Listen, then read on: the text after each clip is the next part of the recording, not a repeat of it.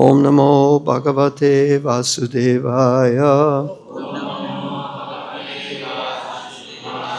Om Namo Bhagavate Vasudevaya.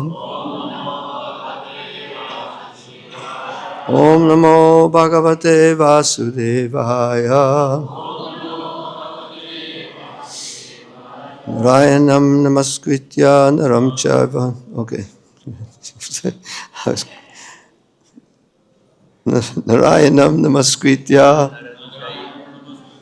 Naram Chaiva Narottamam Devim Saraswatim Devim Saraswatim Devim Tato Jayamudirayat Nasta Praeshu Bhadreshu Nityam Bhagavata Sevaya Bhagavati Tamashloke Bhakti Bhavati Naistaki. So I was told to read several different verses. There's very little purport, so I'm going to do as best I can. We're starting with, what's that, number 4. Okay, so everyone can repeat. Atrate vana yisyami gatam narayanan vitam naradasya cha samvadam rishir narayanasya cha atrate vana yisyami gatam narayanan vitam naradasya cha samvadam rishir narayanasya cha atrate vana yisyami gatam narayana vitam naradasya cha samvadam rishir narayanasya cha atra. In this connection, te, to you, vana yisyami, I will relate, gatam, an account, Narayana anvitam, concerning the Supreme Lord Narayan, Naradasya, of Narda, cha, and samvadam, the conversation, rishe narayanasya, of Sri Narayan Rishi, cha, and. In this connection, I will relate to you a narration concerning the Supreme Lord Narayan. It is about a conversation that once occurred between Sri Narayan Rishi and Narada Muni. What I'm going to do is I'm going to read all the verses that I'm supposed to be giving, and then I'll just go over it. Okay, the purport. Lord Narayan is connected in 2 ways with the following narration, as its speaker and as the subject it describes. And then the rest of the Sanskrit, I'll say it and you could repeat it, and then we're not going to all chant it. Ekada narado lokan paryatam bhagavat priyaha sanatanam rishi trastum yayo narayanashramam. Once while traveling among the various planets of the universe, the Lord's beloved devotee Narada went to visit the primeval sage Narayan at his ashram. Yovai Bharata Varshesmin Kshemaya Svastaye Nyanam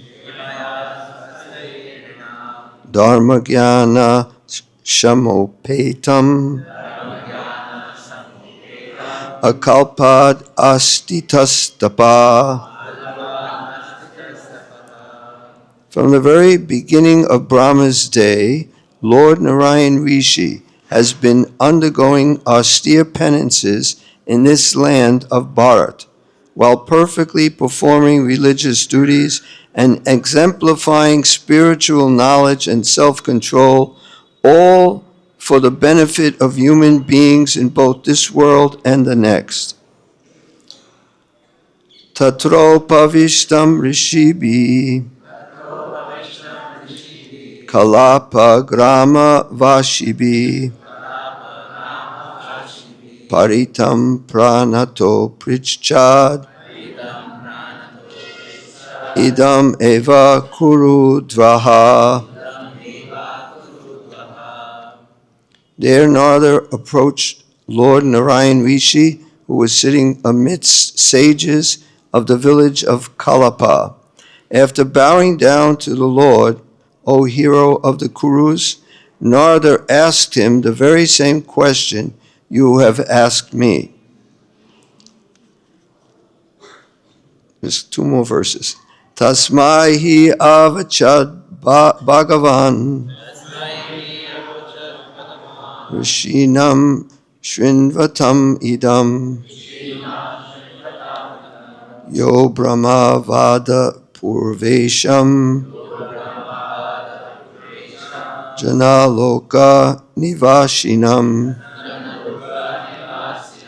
As the sages listened, Lord Narayan Rishi related to Narada an ancient discussion about the absolute truth that took place among the residents of Janaloka. And one more verse. Sri Bhagavan Uvacha Svayam Bhuva Brahma Satram Janaloke Bhavat Pura Tatra Stanam Manassanam Muninam Udva Ritasam. The personality of God had said, you don't have to repeat. O son of self-born Brahma, once long ago on Janaloka, wise sages who resided there performed a great sacrifice to the absolute truth by vibrating transcendental sounds. These sages, mental sons of Brahma, were all perfect celibates. Purport. Srila Sridhar Swami explains that the word satram here refers to a Vedic sacrifice in which all the participants are equally qualified to serve as priests. In this instance, each of the sages present in Janaloka could speak equally well on the topic of Brahman. So I'm just going to go back to the first verse that we were doing. Atra te vanayasyami gatam narayananvitam naradasya cha samvadam rishir narayanasya cha. In this connection, I will relate to you a narration concerning the Supreme Lord Narayan. It is about a conversation that once occurred between Sri Narayan Rishi and Narada. So I'm just going to go back to the very first verse, which is what Parikshit Maharaj, this is Sukadeva Goswami speaking to Parikshit Maharaj, but first Parikshit Maharaj said, O Brahmana, how can the Vedas directly describe the supreme absolute truth who cannot be described in words? The Vedas are limited to describing the qualities of material nature, but the Supreme is devoid of these qualities, being transcendental to all material manifestations and their causes. So how can, you speak in words something you're describing that can't be described in words. So this here is the first verse here. So I'm not sure how I'm going to be able to describe any of this. But so here it says, Lord Narayan. It's a short one-sentence purport. Lord Narayan is connected in two ways with the following narrations, as its speaker and as the subject it describes. And then, so then it just tells the story. Once, while traveling among the various planets of the universe, the Lord's beloved devotee, Narada, went to visit the primeval sage Narayan at his ashram. So his ashram is in Bharat, in this planet, although this Narayan is described by, I read some comments by Jiva Goswami, Vishwanath Chakravarti, and Sanatan Goswami, and they're saying how this is not the Narayan in Vaikuntha. It's not the Narayan who is maintaining the universe, but it is the Narayan, but he's come as Narayan Rishi. And he also came on the first day of Brahma. When Brahma just appeared, he also appeared that same day, and he's been performing austerities ever since.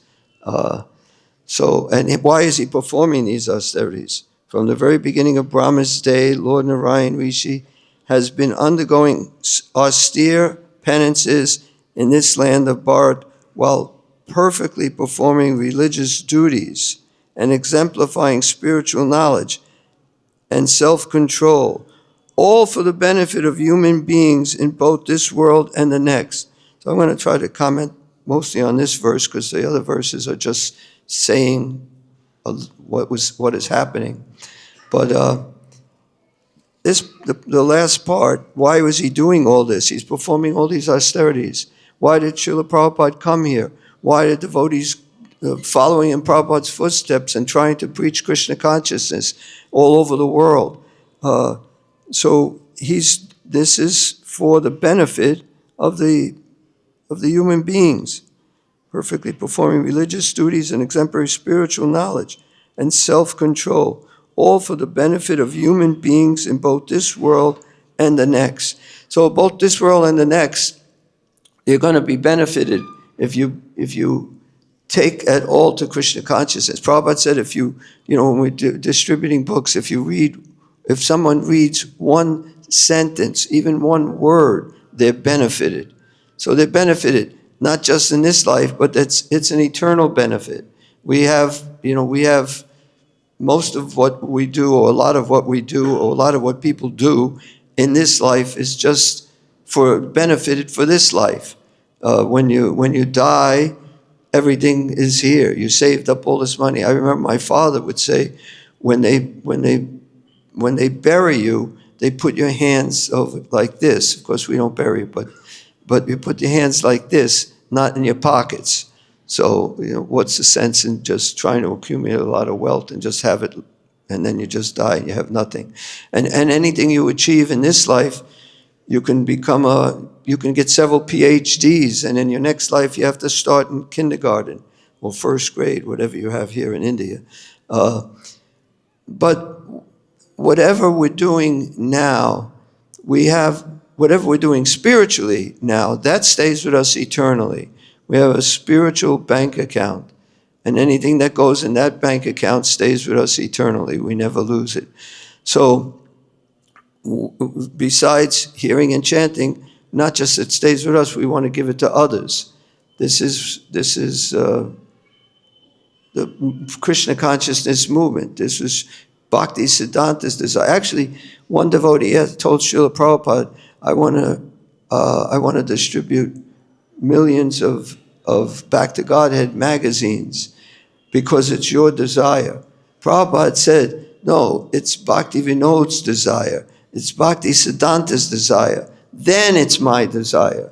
So what we as devotees should desire is what the previous predecessors desired. Even with Pradyumna, Krishna's son, it says if he liked something, but Krishna didn't like it, he accepted it as poison. And if there's something he didn't like, but Krishna liked it, he accepted it as nectar. So his likes changed to the likes of Krishna. So we have to change our likes and dislikes according to Srila Prabhupada, according to Bhaktisiddhanta, according to your own guru, and back all the way back to Krishna, because once Krishna's pleased, then we're pleased. So this Sankirtan movement, this is a Sankirtan movement. It's for spreading the glories of the holy name all over. Of course, I have to say, in India, your devotees are doing really, really well. You're opening so many temples, and so many people are coming to all these temples, but you can't. Prabhupada never stopped. He was never satisfied. No, whatever temples we opened in different countries, he may have enjoyed for like a minute or two, and then, okay, now we have to do this. You don't sit back and enjoy your glories, You keep going until everyone is Krishna conscious. Then we can have the whole world have kirtan together. But we have to go out and preach. And of course, Prabhupada, when he was here, those of us who were here when Prabhupada was here know he would mainly stress book distribution more than any other preacher. Not that the other preacher wasn't important, because I was in Vrindavan right here. He was giving class, and he said how bathing Krishna Balaram, the person bathing Krishna Balaram and the person washing the floors. He says that the floor is black and white marble. Krishna Balaram, black and white marble. The person doing either one is the same. There's no difference. It's not like one is, we see some difference because we're seeing materially. But we should see any service you're doing to Krishna is absolute. But at the same time, if you want to push on this movement, which Prabhupada did, he stressed book distribution. And he said how by but not only did we helping the others, we're helping ourselves when we surrender to book distribution. And I've found from experience, you really have to surrender to book distribution to be effective. You have to be enthusiastic. Enthusiasm is, we have some devotees here, I see them, and I'm thinking how much enthusiasm they have, just dancing like anything, and it's really exciting. I can't do that anymore, but I'm pleased to see that people can still be that enthusiastic. And even dancing, I was in a class on Henry Street in Brooklyn where Prabhupada there was someone leading the kirtan and Prabhupada's playing the kartals. And then they stopped the kirtan and Prabhupada kept playing the kartals. So then they started the kirtan again. And then after a while, we're all sitting down. Everyone was sitting down because it was before class. And then while we're chanting, Brahmananda stands up and starts dancing. And I was thinking, I would never do that in front of Prabhupada. No one else is. I'm going to get up.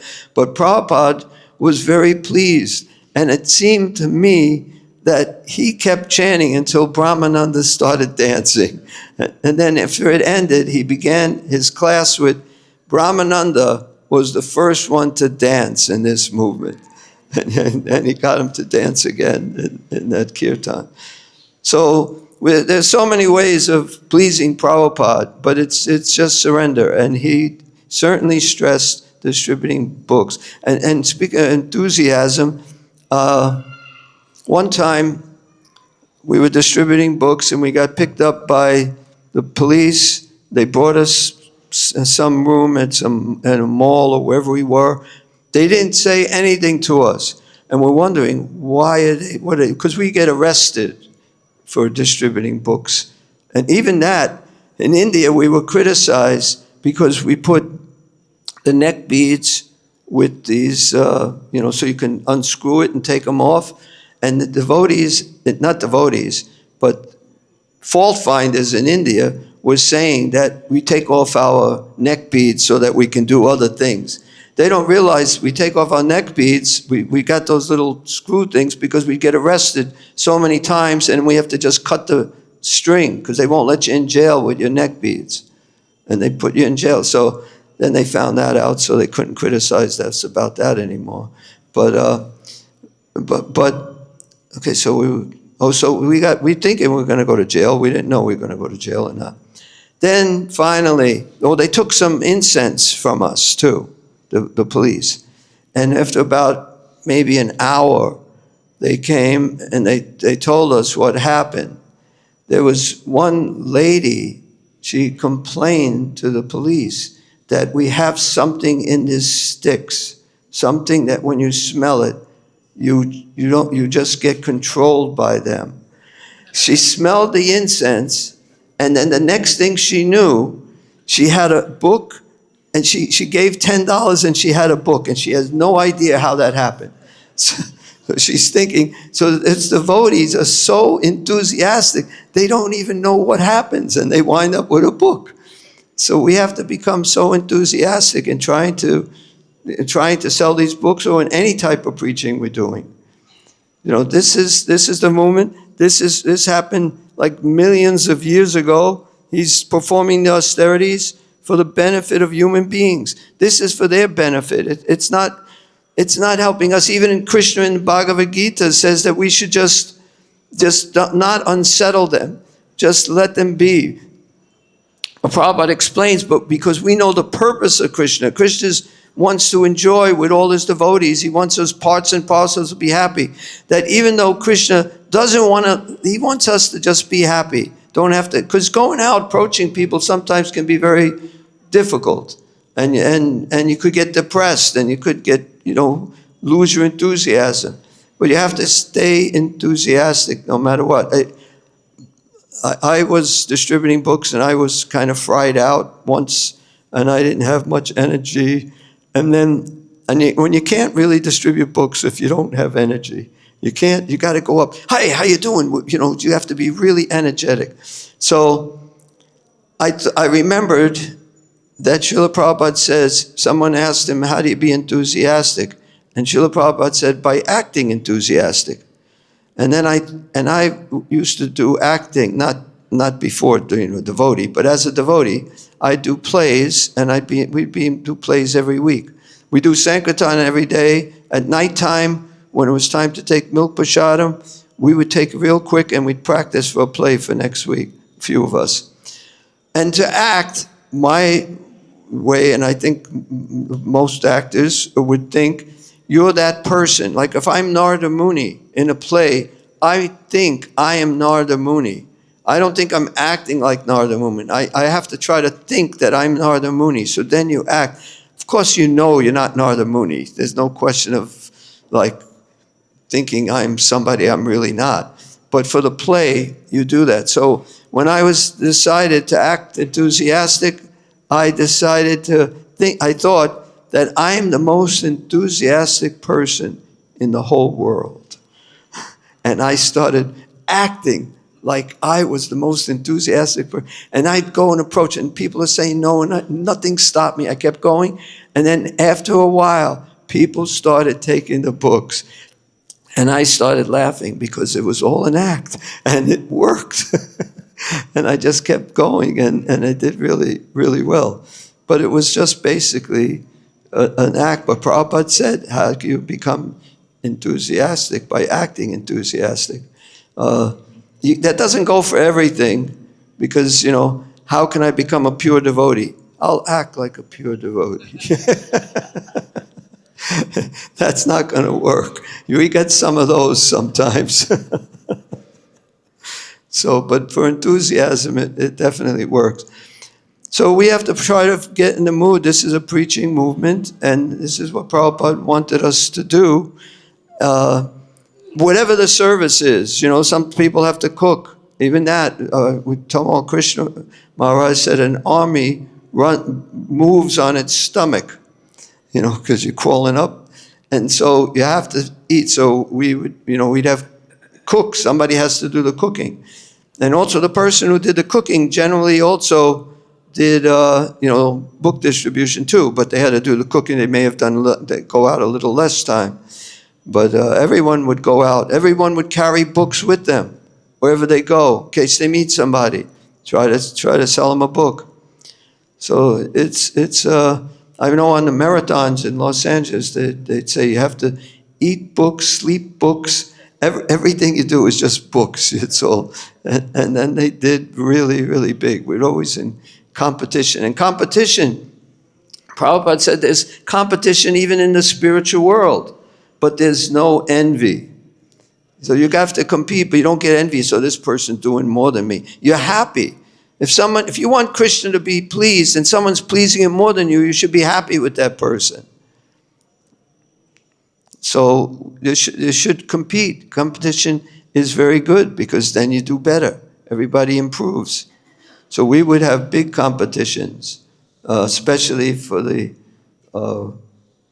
Christmas marathon. They call it now, I think, Prabhupada marathon. But because a lot of, at least in the U.S., everybody's shopping because they all give presents. So there's a lot of people out and stores are open later and you could stay out. So that's how it all started. But we have to try to preach for the sake of helping people and for our own spiritual advancement, for pleasing Prabhupada. If you please Prabhupada, you become pleased, become ecstatic. But even the ecstasy, you have to control your ecstasy. Sometimes you get so ecstatic. I remember coming back from Sankirtan and we're just like so hyper, so happy, but then everyone else is sleeping, so we have to be a little control it so we don't disturb everybody else. But because I did for I don't know how many years. But I was on Radha Damodar from the beginning to the end. Before that, I was in Boston, did travel in Sankirtan. And then after that, for at least 5 years, myself and my wife would go out, because then I got married. Almost everybody on Radha Damodar got married, even though we were brahmacharis for life. And we did Sankirtan until my daughter was born, and that was about 6 years after we were married, or 5 years after we were married. And then it was difficult. I started going out by myself, but I found it difficult. It wasn't very motivating going out by myself every day. So I did other things, but we still did some book distribution. But it's, even the book distribution, it's preaching is the essence. Prabhupada says, preaching is the essence, utility is the force. No, purity is the force, utility is the principle, and books are the basis. So everything's based on the books, and utility is the principle. Everything can be utilized in Krishna's service. And preaching is the essence. Purity is the force. The purer you are, the more you'll be able to distribute books. And Prabhupada says you should distribute books on its merit, not some tricks trying to just trick people, but try to, just say what the books are actually about. And Prabhupada also says you have to read the books to know what it's about. So, and the essence is the preaching. So anyone who's going out, book distribution, or just preaching, colleges, whatever it may be, because you have so many opportunities here in India for preaching. I know the college preaching is really good. They made so many devotees, so many brahmacharis, and they stay brahmacharis for, maybe not for life, but for at least a long time. Most of them maybe for life.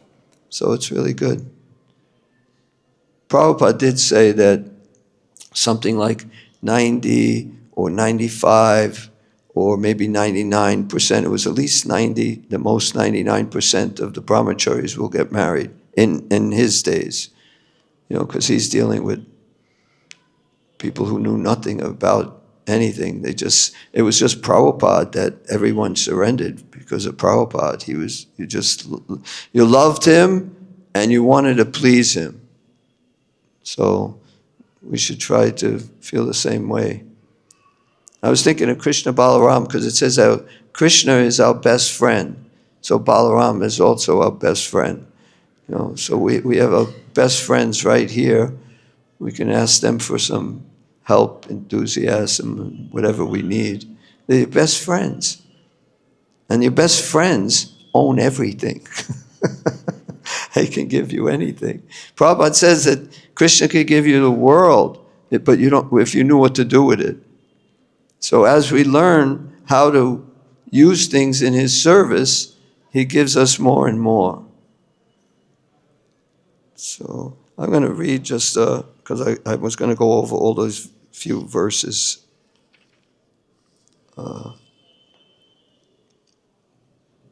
Can't see, but I got it. Okay. There Narada approached Lord Narayan Rishi, who was sitting amidst sages of the village of Kalapa. After bowing down to the Lord, O hero of the Kurus, Sukadev speaking to Maharaj Parikshit, Narada asked him the very same question you have asked. Also, some of the acharyas mention how one of the reasons that Sukadev Goswami is saying this is to encourage Maharaj Parikshit. You know, you ask a question, and some great sages ask the Supreme Lord the same question. Narada Muni, he asked this question. Wouldn't that be nice? You ask a question, and Narada Muni asked God the same exact question. You know, that's encouraging. Like, wow, I'm doing good. Of course, we'd probably get puffed up, and I'm sure Parikshit Maharaj didn't get puffed up, but it's encouraging that, and Srila Prabhupada has done that too sometimes when someone would ask a question, and especially some new person asks some question that was asked by Arjuna to Krishna or something like that. As the sages listened, as the sages listened, Lord Narayan Rishi related to Narada an ancient discussion about the absolute truth that took place among the residents of Janaloka. And Janaloka is above Mahaloka. If you know where Mahaloka is, I don't really know, but I know it's above Mahaloka. And so these residents are in higher planetary systems, and it's nice that Lord Narayan's not just telling him the answer, but this was also discussed by sages in this other place, in Janaloka. Also, they mention in some of the Janaloka and Janoloka are the same. If anybody's so technical. But rather than just say, that's why we lots of times say Prabhupada said. Of course, Prabhupada also says, so many people saying Prabhupada said and I didn't say. So we should, I see that in class we're in Connecticut, where people say something and then I say, where'd they get it? And the only way they got it, they don't know where Prabhupada said it. They heard it from somebody. You can't just say something that's you just heard from somebody, especially when it doesn't even sound right. You just can't accept it. You have to question where it's at. Where did you get that from? Question the person who said it before you're repeating it, especially in a class.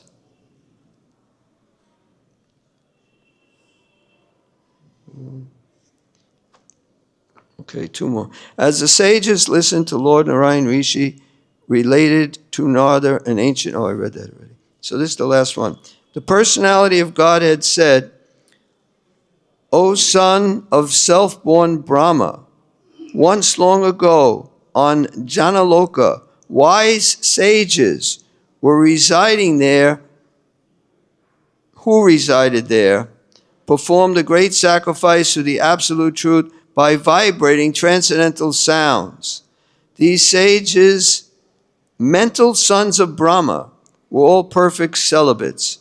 They were mental sons of Brahma, all perfect celibates, and they made a sacrifice by vibrating transcendental sounds. So I don't read the rest of this chapter. I mean, I read it a long time ago, and I don't really remember any of it. I don't remember a lot of things anymore. But what I would say, if somebody says, how can the Vedas, which are, just these words. Here it says transcendental sound. If can't you use transcendental sounds? I'm not saying this is right because I didn't read further. To describe a transcendental person? I don't know. Anyway, you guys stick around here because I won't be here for too long to get to that part. But they perform the sacrifice using vibrating transcendental sounds. Okay, Srila Sridhar Swami explained that the word satram here refers to a Vedic sacrifice in which all the participants are equally qualified to serve as priests. In this instance, each of the sages present in Janaloka could speak equally well on the topic of Brahman. Okay, so does anyone have any questions? Oh, good. Okay, what? Oh.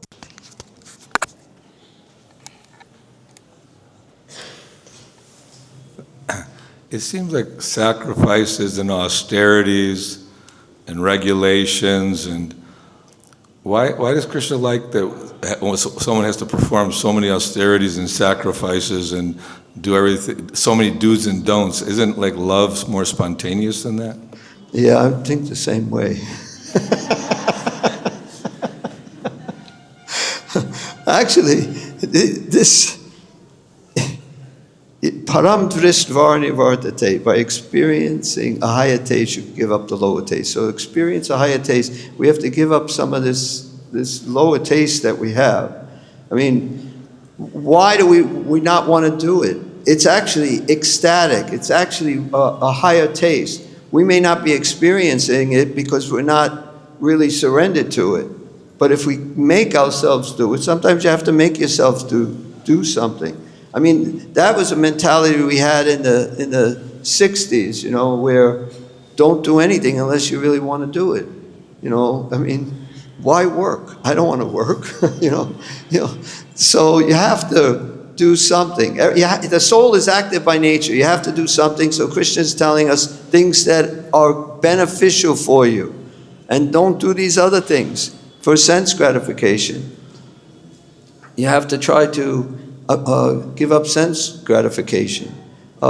Bhishma, on the bed of arrows, he was asked, how do you become free from envy by Maharaj Yudhisthira? And he said, by giving up sense gratification. If you don't want sense gratification, you're not envious of anybody. So, and why do we have to do these things? Because just like jaundice, you have jaundice, you take this sugar candy or sugar cane juice, whatever it is, which tastes very, very bitter. But as you're getting purified, the sugar cane or sugar juice, whatever it is you're taking. Rock candy. Rock candy, thank you. I never had jaundice, so thank you. But so the rock candy, it tastes terrible. But it's the cure. And as you're taking it, it tastes better and better. And then when it finally tastes really sweet, then you're cured. So all these sacrifices or austerities actually are nectar. But because we're in a diseased condition, they may not feel like nectar. But if we just do them, as we get purified, we're going to like doing them. So just keep trying. Can I make one more point? When Dhruva Maharaj was going back to Godhead, he was concerned about his mother, Suniti. And it says that unless one develops compassion for the suffering of others, he can't go back to Godhead. So Prabhupada utilized that for book distribution, that by being compassionate and following the order, then you're qualified to go back to Godhead. Oh, that's nice, very nice point. Thank you. Someone else had a question. Yes, Maharaj. Hare Krishna, Prabhu. Hare Krishna. My question is, can you speak of the intense mood to serve and please Srila Prabhupada that you have seen in the early days of ISKCON and some of the devotees that exemplify that mood? Well, I've definitely seen, people, speaking of sacrifices, it wasn't even considered a sacrifice. You just worked like anything. Like, for instance, if Prabhupada was coming, you'd stay up for days working, getting everything ready, and you're just anxious and happy because Prabhupada's coming. So devotees, and when Prabhupada stressed so much book distribution, you knew this was pleasing to Prabhupada. So you went out with, my nature wasn't to approach people I didn't know. Now I talk to everybody about everything, but I couldn't. It wasn't my nature, but I made myself do it. And then you feel real good. Now who's good examples? Well, we had a devotee named Ramacharya, and Ramacharya was really into distributing Prabhupada's books. He used to sell pretzels down in the Boston Commons. He'd sell pretzels. And the devotees would go and distribute and chant, and he was attracted, and he just gave up his pretzels and moved into the temple. But he became so enthusiastic. He's probably the only one. I'm driving the vehicle. We just got kicked out of one town. The police, we had to leave or we get arrested. So we're driving, and he hasn't distributed many books, and he was so upset. So I'm driving on the highway in Florida, and there's a car, and he's reading a book in a car which has got his window open, or maybe not, and Ramacharya starts talking to the guy in the car driving 50 miles an hour, and he's the only, and he tells him, and he gets this guy, and Ramacharya tells me, pull over. We both pull over, and he sells him a book while we're driving 50 miles an hour on the highway. So you get the desire, and you have to do it, even when everything is stopping us from doing it. Another time we went to Minneapolis, Minnesota, in the winter, freezing cold. It was like 30 below zero. I don't know what that is in. That's Fahrenheit, 30 below Fahrenheit. So, but what is it in Celsius?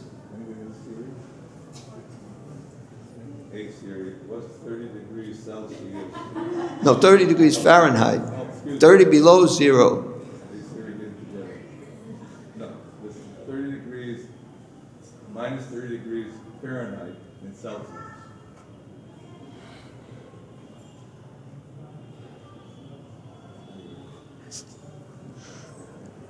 I think it's going to say, why are you asking that question? You're in India.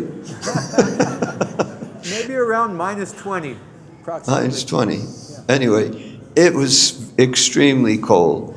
And we're driving on the highway, and it's like a sheet of ice. And the van starts going this way, and this way, and this way, and this way. And it finally rolls off the road, and there's a ditch, and it turns over, and it's in a ditch. We're sitting on boxes of books in the back. There's nothing in the back but boxes of books. We're sitting on the books. The van turns over, and we're still sitting on the books. I have no idea how that happened. No one got hurt. The van was demolished. We rented another vehicle. We did what we had to do with that van, and we still went out on Sankirtan that day. Even that happened. And so you just can't let anything stop you, you know. Any other questions? Is that a question, or is that a fly? Yes.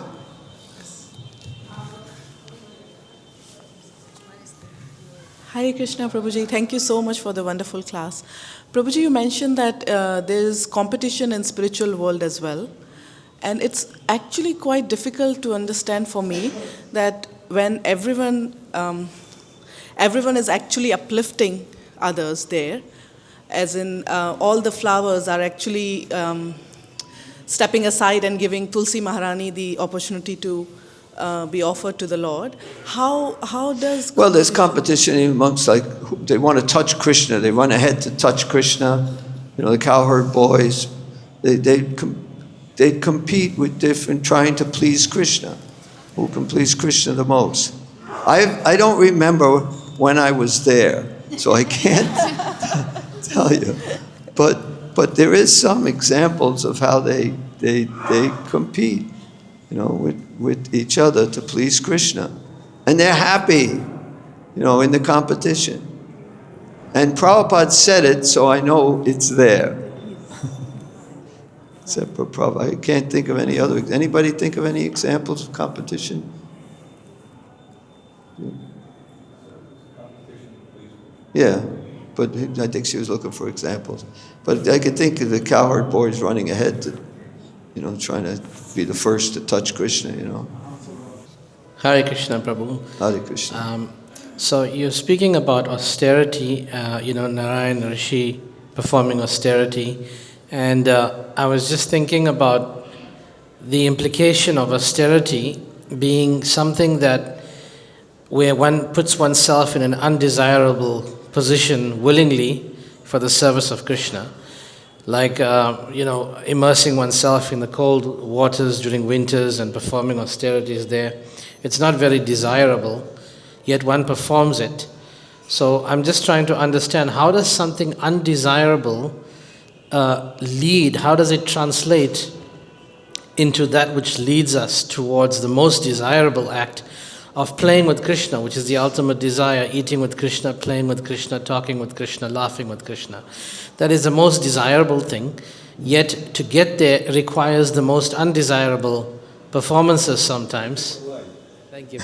Well, there will be something. Not too many people have to go in the freezing cold. And when we went in the freezing cold, you can't even stay in the cold. So we just went store to store. Nobody's outside. Everyone's in the stores. So we'd go in the store and we'd sneak around and sell books until you get kicked out. And I remember doing it, and I didn't have any socks, but I had shoes, but no socks. And then when I didn't be in a store where they sold shoes and socks, and they're kicking me out, before getting kicked out, I'd show them, I said, do you think you could donate a pair of socks? And I'd show them I have no socks, and then I'd get a free pair of socks. Wow. Wow. So I remember doing that. That was in Minnesota. Very, very cold there. It's just unbelievably cold. In the winter. And that's happened to be when we did. But we can't not go somewhere where there's people, and we got to help them, even if there's difficulty. I mean, that's explained. Prabhupada says how you'd bathe even in the winter.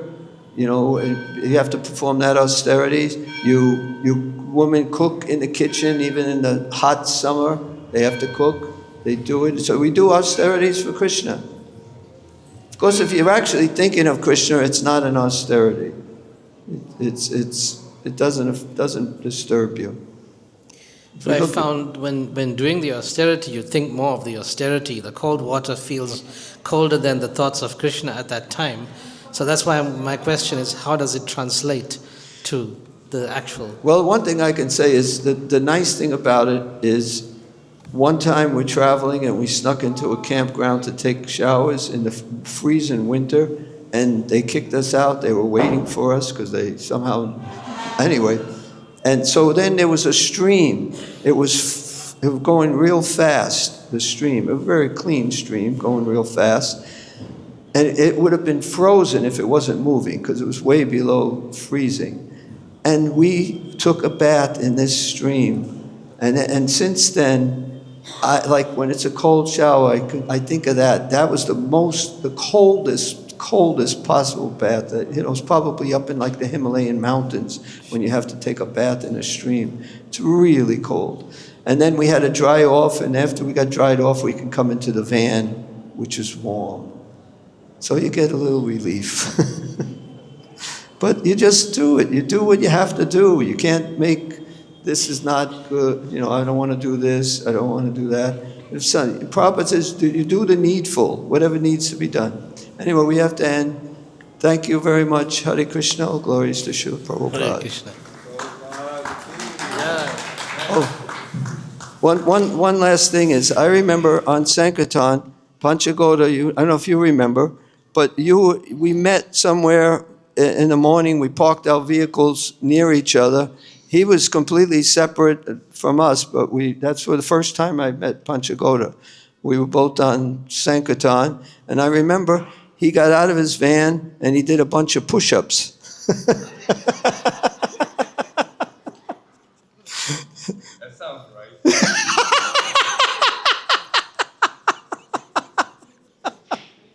Hare Krishna, glories to Prabhupada. Hare Krishna, Krishna Krishna, Hare Hare, Hare Rama, Rama Rama, Hare Hare. Hare Krishna,